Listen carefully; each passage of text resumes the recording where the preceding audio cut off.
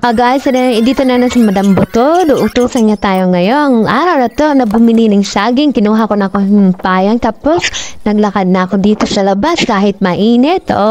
Malayo ngayong lalakarin natin. Pero tiis-tiis na muna para tayo makabili ng saging. Kasi yan yung request ni Lola.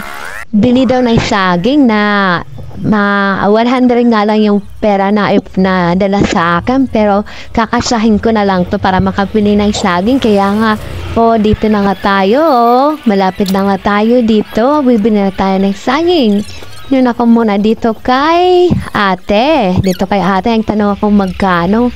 Titimbang niya. Titimbangan niya sana yung yung saging, 104. Kulang yung pera ko. 100 lang yung pera ko Wala na yung pera ko. Kaya sabi ko sa kanya, lipat na lang ako. Kaya pumayag naman siya. Lipat ako sa ibang tindahan.